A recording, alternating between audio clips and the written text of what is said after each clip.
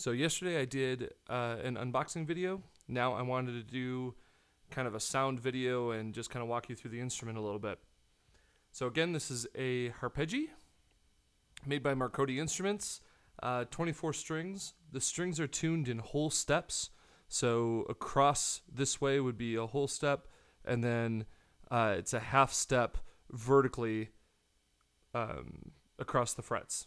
So if this is a C and this is a D, then this is an E, and then you can move up a half step from E to F, and so forth and so on. Now the cool thing about this instrument is that it's electronically muted. So unless I touch a string to the fret, it's completely muted. But the second I touch it to the fret, now that string is open, but the other ones are still muted. This makes it very clean to play, because that's all it is. How you tune it, this has been asked quite a bit, and unfortunately you can't really see it, but the tuners are down here. They come with a little Allen key to tune them with, because they're just little stubs. There's also volume controls down on this side, as well as a treble control. Now the outputs are split. There's a bass side and a treble side. So I have probably the most complicated recording setup ever. Let's see if I can just tilt the camera quick to show you that. I've got the bass side going into Brandy's Axe-Fx rig, and then I've got my treble side going into my Axe-Fx rig, and the whole thing going into a Behringer X32 into a laptop so that you can see, or you can hear, excuse me, what's happening. Like I said, it's probably the most complicated setup ever, but we get good audio. It's an isomorphic layout. So what that means is everything is tuned the same way across strings and frets. So that means that everything is in the same place no matter the shape. If you look at this little section here, this marker, it's got a little dash in it. That means that it's a C. So everything with a little dash is a C. And because we're in whole steps this way and half steps this way, we only need to learn one pattern for every minor or major or diminished or augmented chord, and we only need to know one scale pattern for each type of scale. So if we wanted to build a chord, right, we know that C, E, G would be a C major chord. So here's a C, right? And we know that here would be, let's see, C, this would be your E, right? And then this would be your minor third here. So your major chord is right here. Now if I wanted to play that same thing into C sharp, it would go here. But it's still only one chord shape. And I also now know that the marker before the run of 3 black keys are all E's. So this one would be an E, this one would be an E.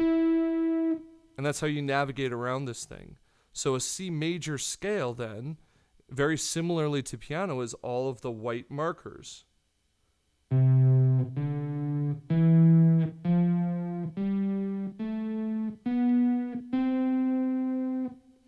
Now, I haven't figured out like patterns yet or anything, so something like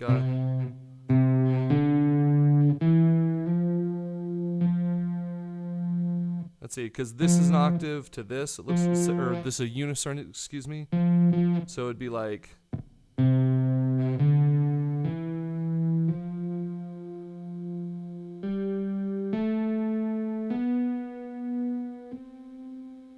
something like that. I'm not sure. But I haven't obviously messed around with this too much. But yeah, so that's kind of some of the instruments. I don't know much about it yet, but I'm figuring it out.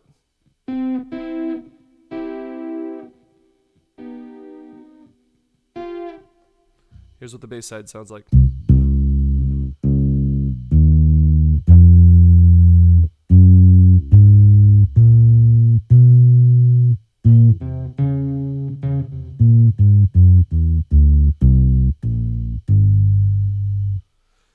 can also just press down a fret and then do it like a bass. You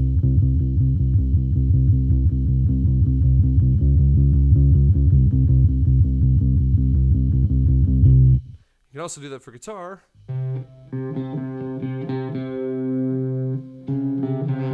If you wanted to do that as well. So I think you could probably pick on a guitar if you really wanted to. You could do it something like, let's see, since the pickup is over there, that's why it gets higher as you come up to it. So you could go like...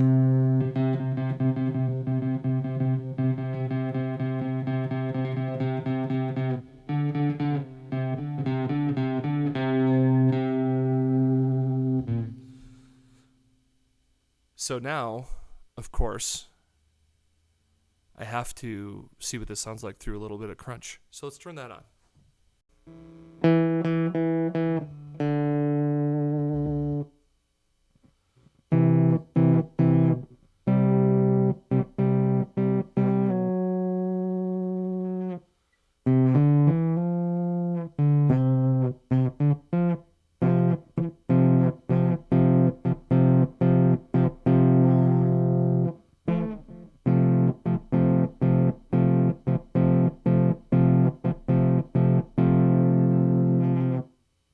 But the bass still stays clean.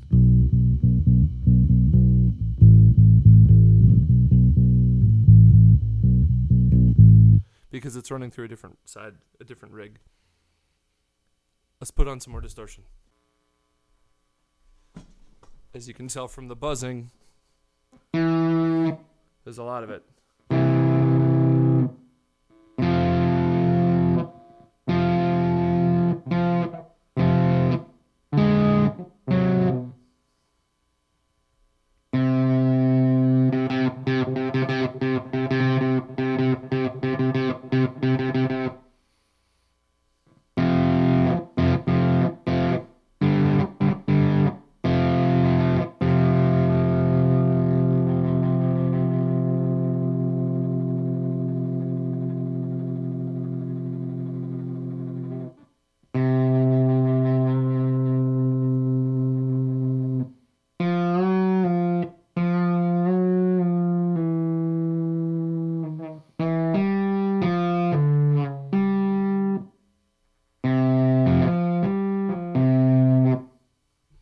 Back to clean. Actually, no, hold on. So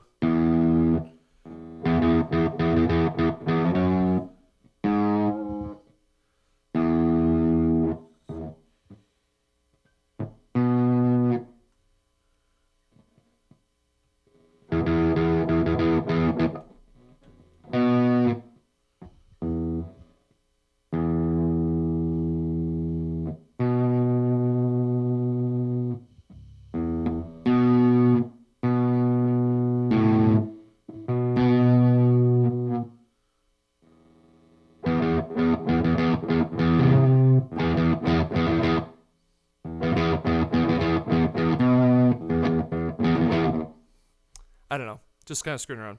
So anyway, that's kind of what it sounds like.